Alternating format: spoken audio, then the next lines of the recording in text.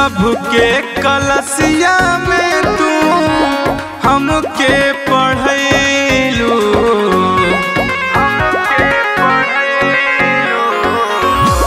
Love के कलसिया में तू हमके पढ़ैलू।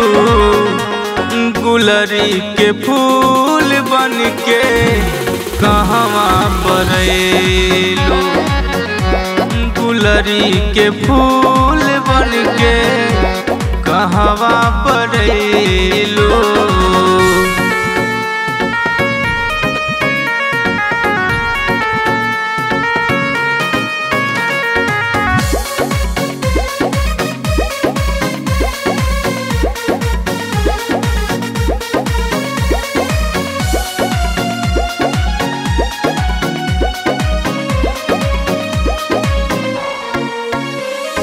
कहत रहलू यार हो नजर न प्यार के लागे, साँचों में हार गईनी हम तुहरा हो आगे, हम तुहरा हो आगे।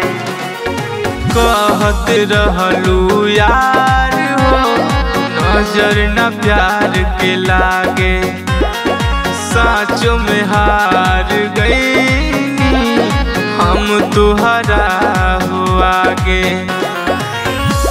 गम के बदरिया बन के जिंदगी पे छैलू, गम के बदरिया बन के जिंदगी पे छैलू। गुलरी के फूल बन के कहवा पड़ैलू, गुलरी के फूल बन के कहवा पड़ैलू।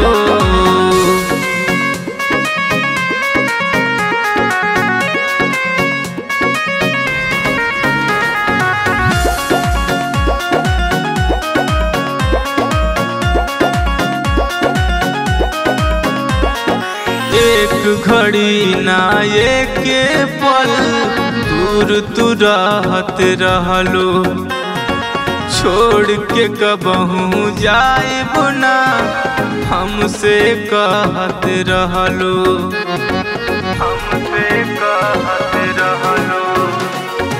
एक घड़ी ना एक पल दूर तू रहत रहलू, छोड़ के कबहू जाइब ना हमसे कहत रहलू। दौलत से प्यार कैलू गोलुआ के भूलैलू, दौलत से प्यार कैलू गोलुआ के भूलैलू।